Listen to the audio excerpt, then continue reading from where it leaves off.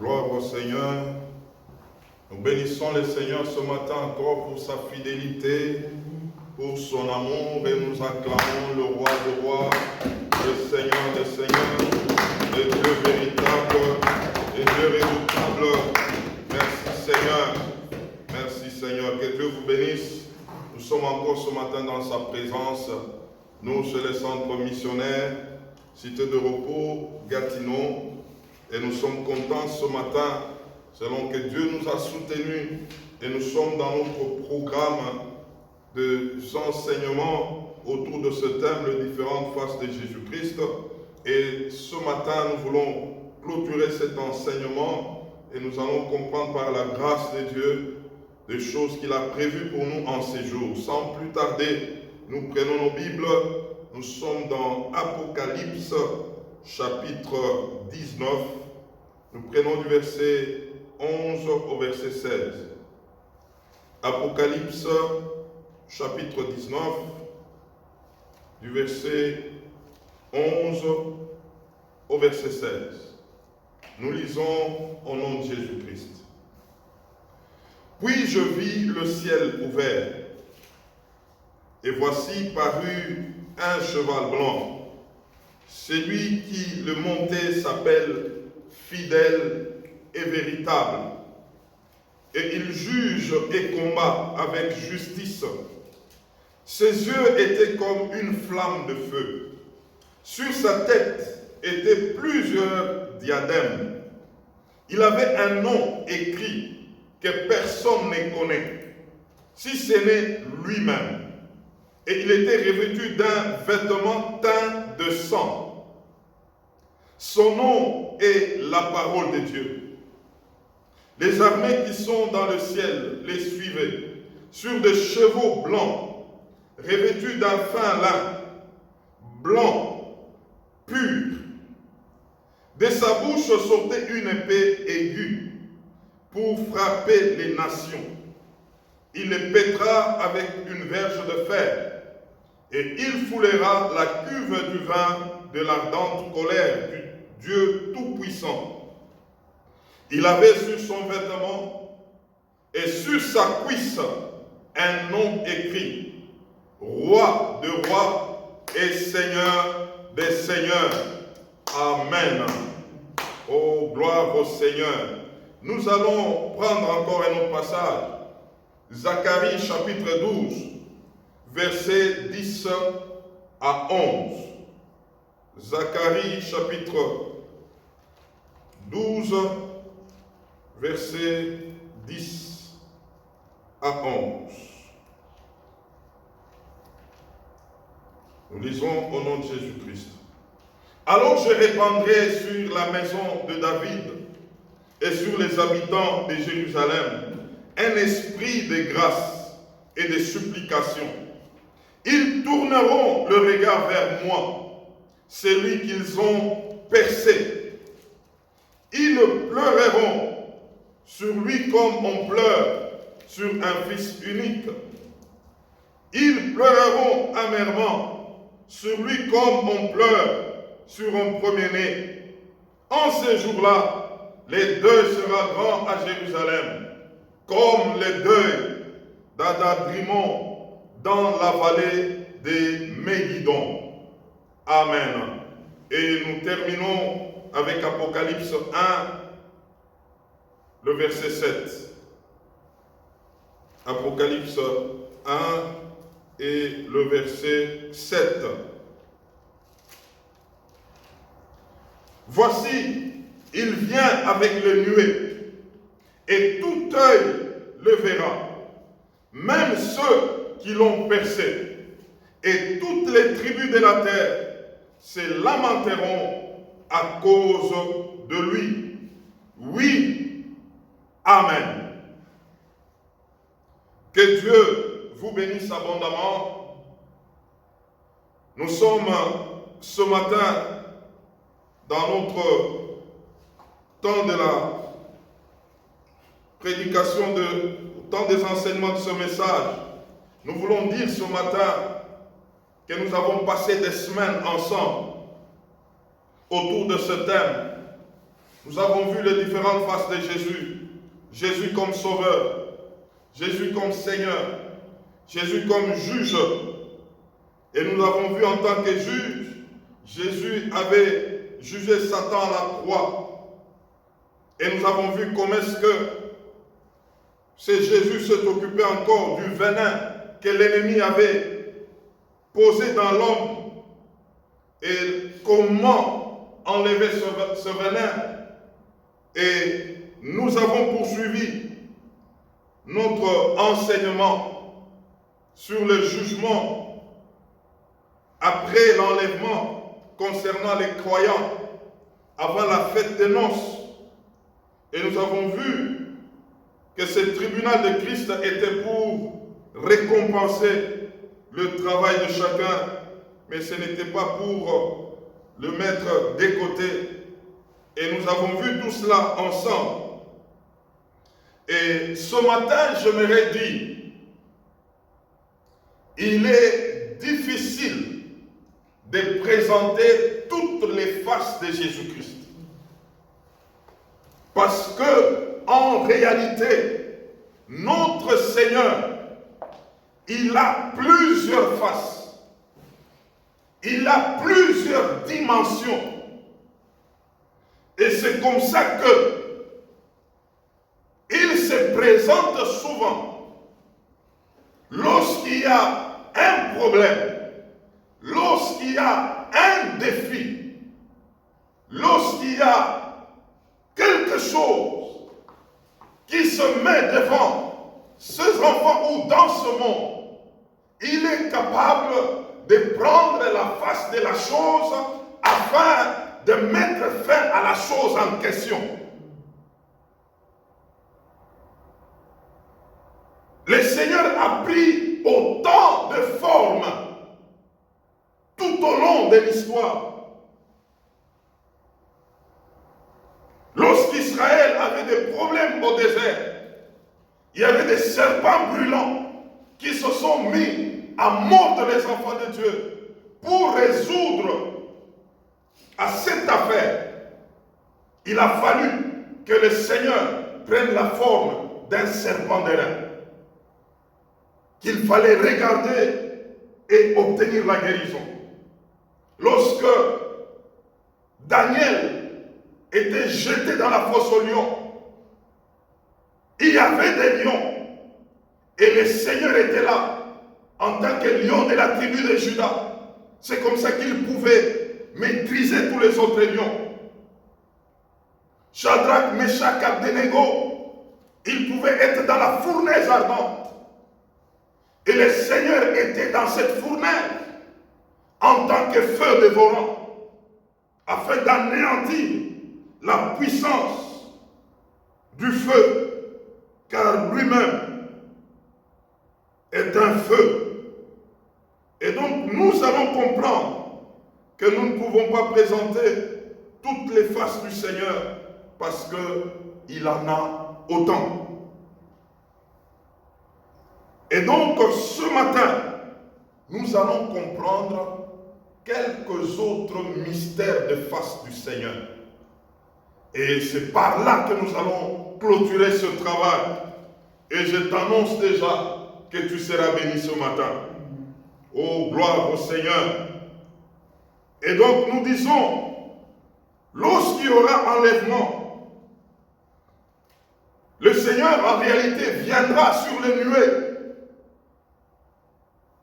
avec la face de l'époux afin de chercher l'épouse. Et nous avions dit, lorsqu'il viendra, ce n'est pas que tout œil le verra. Il viendra comme un voleur. Il viendra sur les nuées.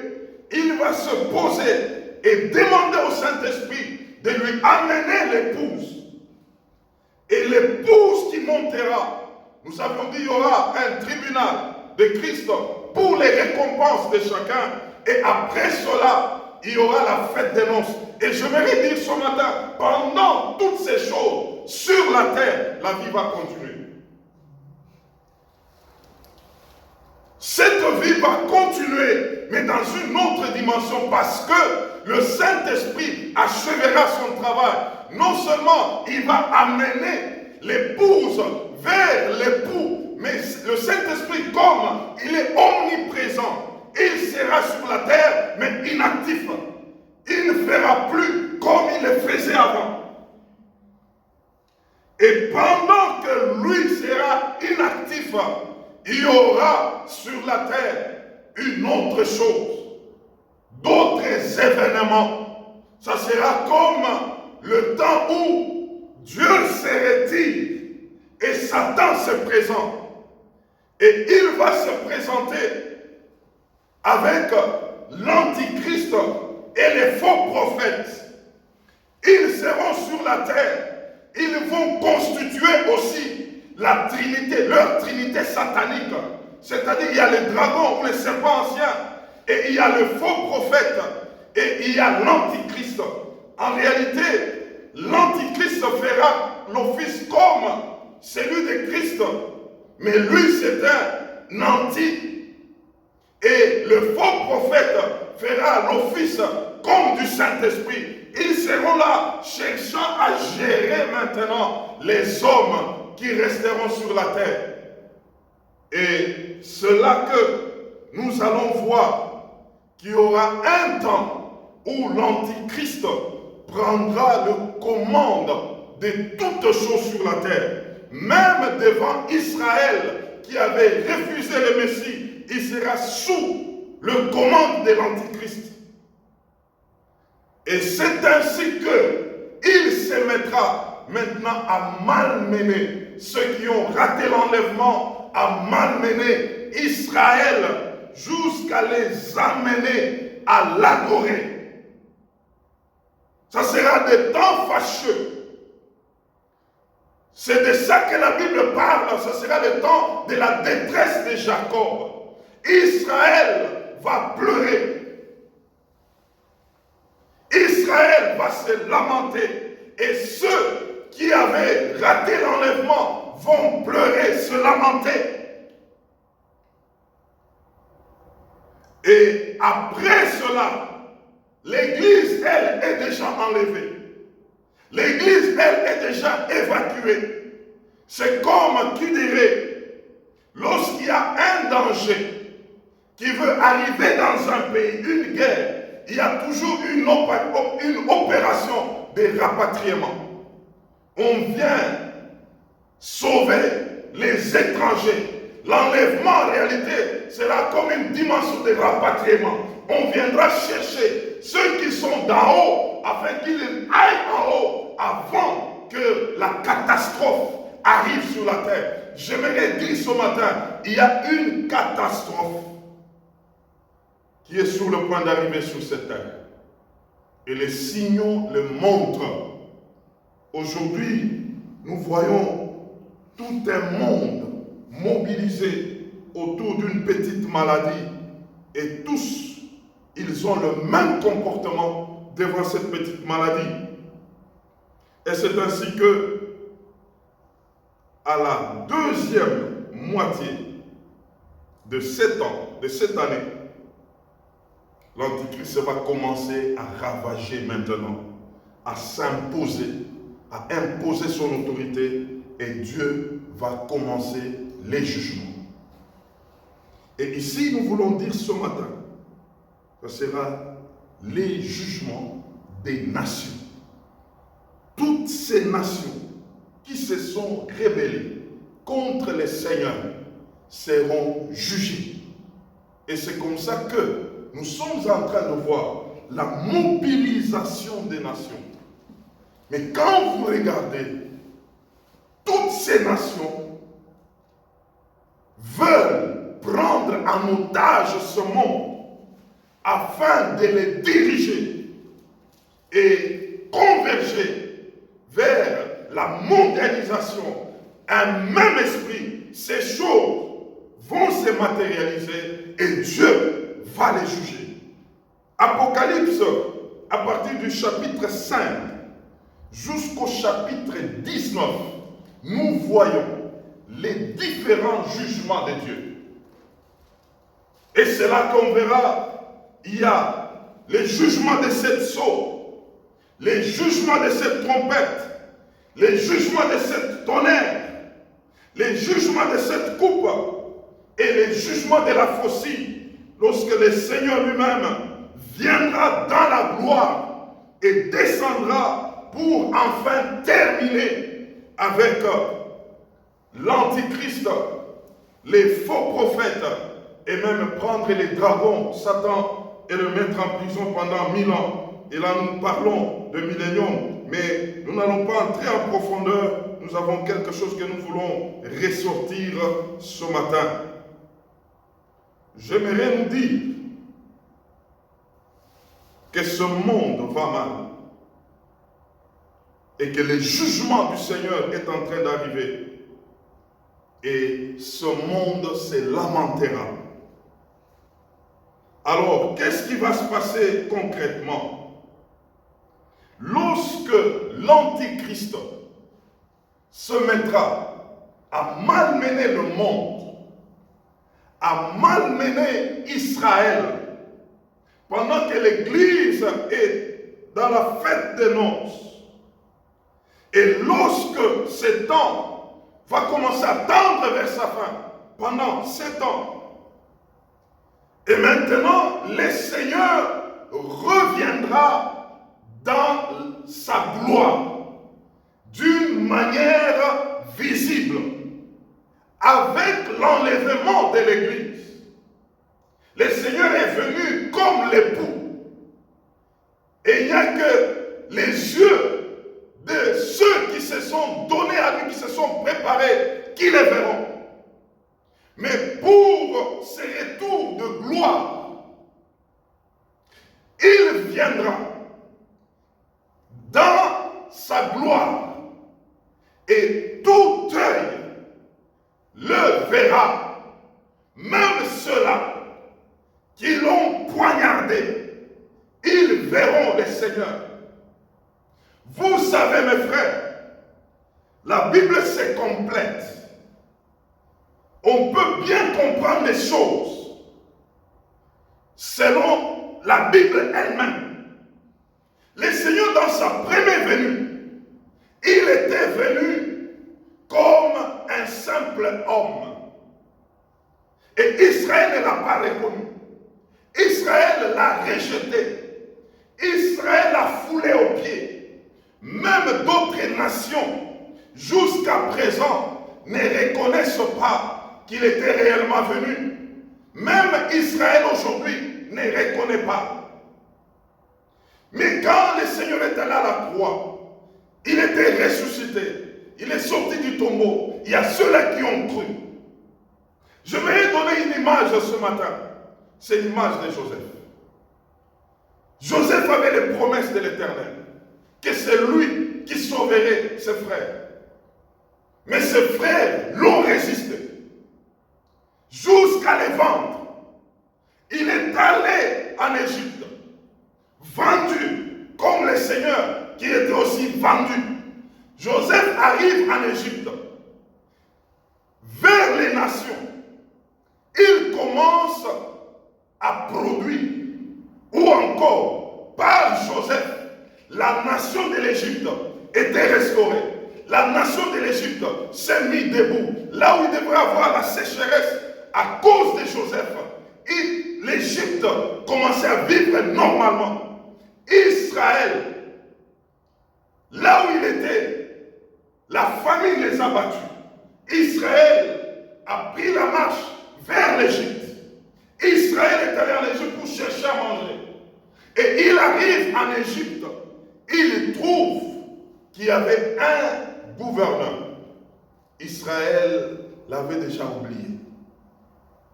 Et quelque temps après, Joseph s'est approché d'eux. Joseph s'est rappelé. Il a regardé que c'était ses frères. Israël s'est rappelé que Joseph était leur frère. Et Israël s'est repenti devant Joseph. Pendant que le monde sera en pleurs, dans la grande tribulation, et que le Seigneur reviendra dans sa gloire, Israël va reconnaître le Seigneur. Israël se souviendra du Seigneur. Pendant ce temps, Israël sera en pleurs. Israël va se lamenter. C'est ce que Zacharie est en train de dire. Il y aura comme un esprit de grâce que le Seigneur va souffler. C'est ce que la Bible est en train d'appeler la grâce particulière d'Israël. En ces temps de la grande tribulation, le Seigneur, quand il rentrera dans sa gloire, il va se présenter et en mettant ses deux pieds sur la montagne des Oliviers qui sera séparée en deux, il prendra l'Antichrist, il prendra les faux prophètes pour le jeter dans la fournaise ardente et Israël commencera à se souvenir de ce roi. Et c'est à ce moment-là que Israël sera comme repêché par le Seigneur. Et donc nous voulons comprendre aujourd'hui, Apocalypse présente ce retour de gloire du Seigneur étant monté sur un cheval blanc. Il vient en pompe avec une couronne, ou encore cette couronne était portée par plusieurs couronnes. Et sur cette couronne, il y avait plusieurs noms. C'est pourquoi nous avons dit au début que le Seigneur a autant de faces. Et on décrit ses yeux comme des flammes de feu. Et on le présente qu'il est en train de venir habillé d'un habit teint de sang. Et dans sa bouche sortait une épée aiguë. Et on présente que sur sa cuisse, c'est écrit Roi de rois, Seigneur des seigneurs. Et comment le Seigneur s'est présenté? On l'a présenté avec un nom. Premièrement, on dit celui qui montait le cheval s'appelait fidèle et véritable. Et après lui, il y avait d'autres qui venaient avec des chevaux. Donc un cortège de gens, un cortège de rachetés. Et aussi était sur les chevaux. Il accompagnait les seigneurs qui venaient. Et ici, là, on le présente comme le fidèle et le véritable. Laisse-moi te dire maintenant. Sur sa couronne, il y avait ces noms-là qui s'appellent fidèle et véritable. En réalité, ces noms-là, c'était ceux qui l'accompagnaient, qui l'appelaient ainsi. Parce que ces gens-là avaient expérimenté la fidélité de Dieu, que Jésus était fidèle, il était vrai. Ce qu'il avait dit, il est en train de l'accomplir. Il avait dit depuis la terre, je serai avec vous, je viendrai vous prendre, je vous amènerai, je vais souper avec vous. Ces gens-là revenaient de la fête des noces. Et Jésus avec eux, Jésus sur un cheval et aussi sur des chevaux, en train de marcher avec lui, en train d'aller maintenant vers le monde. Ces gens-là derrière, ils sont en train de dire, toi tu es vrai, tu es fidèle, tu es le véritable. C'est eux qui sont en train de proclamer cela. Je voudrais dire à quelqu'un ce matin que le Dieu que nous servons est un Dieu fidèle, est un Dieu véritable. Il est fidèle. Regarde mon frère, regarde ma soeur, depuis que tu étais né jusqu'à aujourd'hui, combien sont morts, combien ne connaissent pas le Seigneur. Regarde à ta vie, tu peux dire, oh, c'est Dieu fidèle. Il est fidèle, il est fidèle, il est fidèle. En réalité, c'est ceux qui étaient sur les chevaux pendant qu'ils étaient avec lui. Il s'est regardé et en train de dire, non, toi tu es fidèle. Vraiment, tu es fidèle. Ces choses, c'était comme si c'était des faussetés. Des fois, on ne pouvait pas s'imaginer que nous allons rentrer comme ça, en gloire, devant toutes les nations comme ça. Non, tu es fidèle. Tu es fidèle. Ces gens-là qui étaient sur les chevaux, ils ne se regardaient plus. Ils regardaient aux fidèles. Ils regardaient aux véritables. Ils pouvaient se dire, non, ça c'est la vérité. C'est vraiment la vérité. Nous sommes en train d'expérimenter les choses. Bien-aimé, j'aimerais te dire, quand Dieu a dit, il a déjà fait. Parce qu'il est fidèle. C'est pourquoi il dit, même si la promesse tarde, attends-la, car elle s'accomplira certainement. C'est lui qui a fait cette promesse. Il est tellement fidèle et vrai. Et donc, ce qu'il a dit là, parce que c'est déjà sorti de sa bouche, ça va s'accomplir certainement. Proverbe chapitre 20, le verset 6, la Bible est en train de nous dire, beaucoup de gens proclament leur bonté, mais un homme fidèle, qui le trouvera?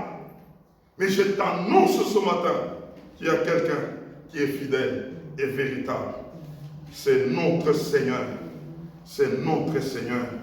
Moi, j'ai déjà trouvé les fidèles. Je l'ai déjà trouvé, il est là. Moi, j'ai trouvé, c'est notre Seigneur. Il dit dans 2 Timothée, chapitre 2, verset 13, que même si tous les hommes seront infidèles, lui demeure fidèle. Il demeure fidèle. J'aimerais te dire, mon frère, que Dieu est vrai. Jésus-Christ est vrai. On ne peut pas les comparer à d'autres religions. Jésus-Christ, ce n'est pas la religion. Jésus-Christ, c'est la vie. Et en lui, il y a cette vertu qui s'appelle la fidélité. Il est tellement fidèle que quand il a déjà dit, il a déjà fait. C'est comme ça que ces cortèges, ceux qui marchaient avec lui, qui partaient avec lui sur les chevaux, ce sont eux qui ont expérimenté. J'aimerais te dire, tu vas expérimenter la fidélité de Dieu. Tu vas expérimenter jusqu'à ce que, quand tu verras, tu auras même honte de regarder à ce qu'il a fait. Tu vas commencer à le contempler. Au lieu de te réjouir de ce qu'il a fait, mais toi tu ne vas pas te réjouir de ce qu'il a fait, tu vas commencer à te réjouir de lui. Oh, il est fidèle. Il est fidèle. Sur sa tête, il y avait des diadèmes. Et sur cette tête, une mention était là. Fidèle et véritable. Ce sont ceux-là qui ont vécu cela. Ils sont en train de le proclamer ainsi. Pendant qu'ils avançaient en pompe, maintenant c'était quand ils commençaient à descendre, c'était maintenant les nations. Les faux prophètes, l'antichrist, le roi, les généraux, étant sur la terre, ils voyaient quelqu'un. J'aimerais dire ce matin, dans le retour glorieux, même ceux-là qui ne l'ont pas connu auront la révélation de Jésus-Christ. Ils auront la révélation de ses noms selon leur cas. L'antichrist, les faux prophètes, les rois de la terre, les chefs militaires, eux tous maintenant voyaient quelqu'un sur un cheval blanc et sur sa cuisse est mentionné roi de rois, Seigneur des seigneurs. Et tous, quand ils les voyaient, c'est comme des gens qui se disaient, notre règne s'arrête. Oh, je me redis ce matin, il y a toujours un temps ici sur la terre à toutes choses. Même l'antichrist a un temps où il va commencer et où il va arrêter.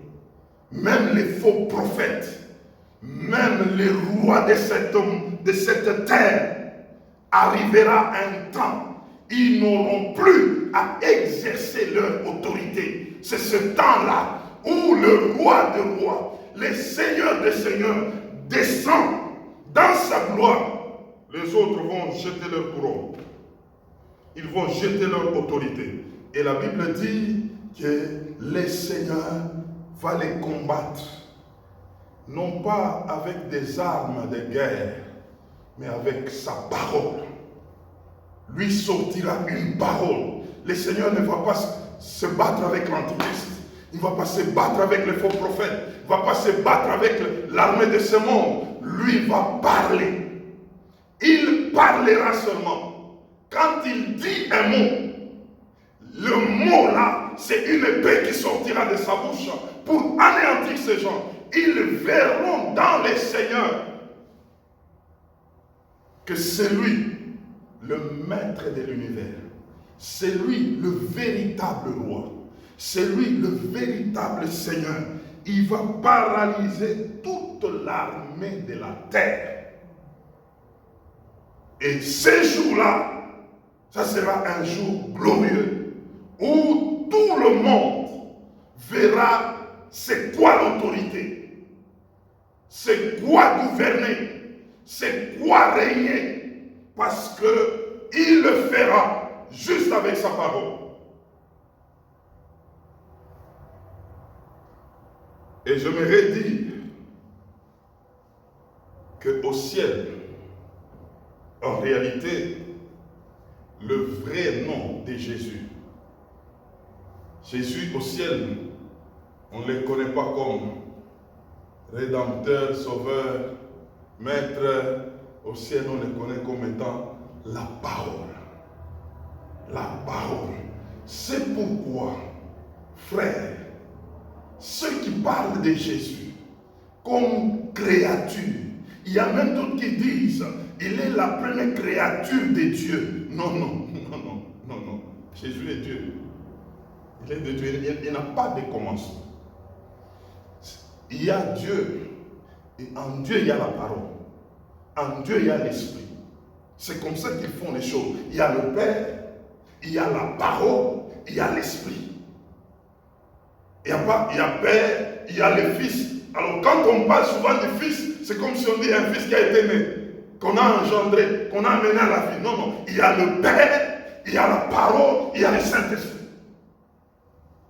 Quand le Père, lui, gouverne, la parole, c'est lui qui donne des directives. C'est cette parole qui sort. C'est pourquoi Jean chapitre 1, verset 1 est en train de dire au commencement était la parole. La parole était avec Dieu et la paix était faite par elle. Il n'y a aucune chose qui n'a été faite. On ne peut pas séparer un homme avec la parole. Entre toi et la parole qui a été au commencement. La parole est en toi. La parole, c'est toi. On ne peut pas les dissocier. C'est comme ça que le Seigneur, il viendra dans sa gloire. Il va utiliser seulement la parole. Il va parler. C'est une épée qui sort. Il parle. C'est une bombe qui sort. C'est pourquoi tout homme qui est sous l'onction du Saint-Esprit et qu'il parle, cette parole est plus qu'une bombe. La Bible nous dit ici dans l'Apocalypse que le Seigneur détruira les nations, détruira les rebelles, détruira l'Antichrist, détruira les faux prophètes, pas avec une arme, mais il détruira avec sa parole. Une parole, une parole. Je venais dire à quelqu'un ce matin que la parole dans ta bouche est une arme. C'est pourquoi sache comment parler. Le Seigneur réglera l'affaire avec l'Antichrist, avec la parole. Avec la parole. Avec la parole. C'est pourquoi ceux qui méprisent la parole, ils ne comprennent rien. La parole, c'est une arme. La parole, c'est une bombe. La parole est capable d'arriver là où tu ne peux pas arriver physiquement, mais ta parole peut déjà arriver. C'est comme ça que le Seigneur n'aura pas besoin d'aller là où il y a le roi, d'aller là où il y a le prince, d'aller là où il y a des armées. C'est la parole qui va arriver là-bas. Il dit seulement la parole arrive, c'est une bombe. La parole arrive, c'est une bombe. C'est comme ça qu'il va détruire. Et toujours dans cette même gloire, devant les nations rebelles, ces nations rebelles verra sur sa couronne une mention qui est écrite « Les justes juges ». Eux-mêmes commenceront à trembler devant sa justice.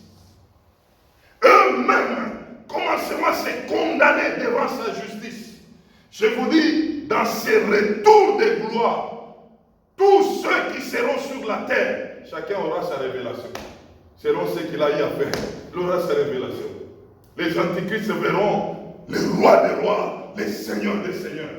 Les rebelles verront les justes juges. Et eux-mêmes sont en train de dire, en tout cas, condamne-nous. On a compris que tu es les justes et justes. Parce que la Bible dit, ils jugent avec justice. Ils verront sur lui la justice. Ils verront sur lui le sens du juste, d'équité, sans parti pris, sans apparence. Il se mettra à juger les nations. Et les nations diront, nous avons tort. C'est toi qui as raison. Et nous acceptons la sentence. Vous savez, il y a des gens qui iront en enfer et en train de dire, Dieu est bon, Dieu est bon. Tout ce qu'il avait fait là, il avait dit, il était bon. C'est nous qui n'avons pas compris cela. Parce que il juge avec justice. Toujours dans cette catégorie de personnes différentes. Et c'est là qu'il y aura aussi Israël. Israël verra sur sa tête une mention qui est écrite le Messie là, le libérateur d'Israël. Israël va le découvrir. Et Israël va pleurer. Israël va se lamenter. C'est ce que Zacharie est en train de dire. Ils vont crier. Ils vont se rappeler de tous les films qu'on leur avait dit par leur arrière-arrière-grand-père. Ça va rentrer en eux. Ils vont se lamenter. Ils vont pleurer. C'est par là, dans la grande tribulation, il est prévu une grâce particulière à Israël. Ceux qui pleureront, le Seigneur va les accueillir. Comme Joseph qui avait accueilli ses frères qu'il avait percés, ses frères qui l'ont vendu. Israël aura l'image de ceux-là qui avaient vendu Joseph. Mais Joseph, étant gouverneur, il a dit, vous avez résolu de me faire le mal, mais moi, je vous accueille. Dieu a changé ce mal en bien. Le Seigneur dans la gloire va attraper, il va embrasser Israël, il va ramener Israël, il va avoir pitié d'Israël et il prendra Israël et Israël sera sauvé. Israël sera racheté, du moins pour ceux qui seront vivants en ce temps-là. Et après, il y a une autre catégorie de personnes, ce sont les rescapés des nations. Ces rescapés des nations, c'est comme des gens, quand ils verront les lamentations d'Israël, les pleurs d'Israël et le Seigneur en train de le prendre, ces personnes en réalité seront sauvées comme des ramassis. Vous savez, quand Moïse a amené Israël en dehors de l'Égypte, il y avait un peuple qu'on appelait ramassis. Ils ont vu en Israël que c'était des gens qu'on vient libérer et ce peuple-là s'est attaché à lui. Mais contrairement à ces ramassis d'autrefois qui dans les déserts ils créaient des problèmes, mais les ramassis qui seront attachés à Israël cette fois-là, ce sera des ramassis qui vivront maintenant la vie avec Dieu. Parce que quelque part, ils reconnaîtront. Et c'est ainsi que parmi ces groupes-là, il y aura de ceux qui payeront de leur propre sang. Parce qu'il n'y aura pas de rédemption du sang la rédemption expiatoire, il n'y en aura plus. Jésus l'a fait une fois et donc ces personnes payeront de leur propre sang. C'est-à-dire, ils vont refuser de s'allier à l'antichrist, aux faux prophètes, et ils seront jugés par rapport à ça. On va les décapiter, on va les tuer, mais au nom de la foi en Dieu. Parce qu'ils ont vu Israël pleurer, Israël retrouver le Messie, et aussi voudront s'attacher à Israël, mais ça sera pour leur propre sang. C'est pourquoi, mes frères, mes sœurs, il est grand temps que nous puissions nous préparer correctement. La deuxième session avec Dieu ne sera pas de la blague. Payer de son propre sang, ça ne sera pas de la blague. Parce qu'en ce temps-là, il n'y aura plus de grâce. Et ici même, quand nous parlons de la grâce spéciale d'Israël, mais combien de gens mourront sans pour autant expérimenter cette grâce spéciale? Combien d'Israélites mourront? Parce que ici, c'est de là que la Bible est en train de parler du reste d'Israël, les restes. Donc, ils ne seront pas nombreux. Il y a de ceux qui parlent de 144 000. Ils ne seront pas nombreux. Les restes d'Israël. Moi, je maintiens les restes là. Et donc, c'est maintenant que nous devons nous donner. C'est maintenant que nous devons préparer ces choses. Et je m'aimerais dire ce matin, en train de clôturer mon message, l'Église doit parler de ces choses. Afin que le peuple se prépare. Afin que le peuple comprenne où est-ce que nous sommes en train d'aller. Ce monde va s'arrêter et il y aura toutes ces choses. Nous n'avons pas parlé des différents jugements. Le 7 tonnerres, 7 trompettes, 7 coupes, 7 sceaux. C'est des jugements, des bouleversements. Où ceux qui seront sur la terre, ils mourront violemment. Vous êtes là, vous voyez, on enlève la lune. Et déjà, l'atmosphère change. Les climats changent. Ça sera comment? Il y aura des maladies, des infirmités, autant de troubles. Oh, que Dieu nous aide. Que Dieu nous aide.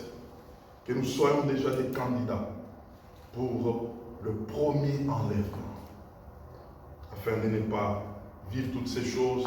On n'a pas parlé du jugement du trône blanc. Le trône blanc, c'est le dernier jugement. Et là, ça sera toutes les nations, après le millénium, toutes les nations seront ressuscitées. Même ceux qui étaient morts dans des eaux, qui ne connaissant pas Christ, ils ressusciteront pour le jugement dernier. Et là, c'est pour les jeter dans les temps de feu, avec Satan lui-même dans cet étang de feu, après le 1000 ans d'emprisonnement du dragon de Satan. Et c'est là qu'on comprendra que le Seigneur est fidèle et vrai.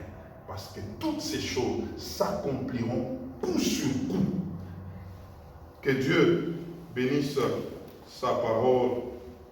Amen.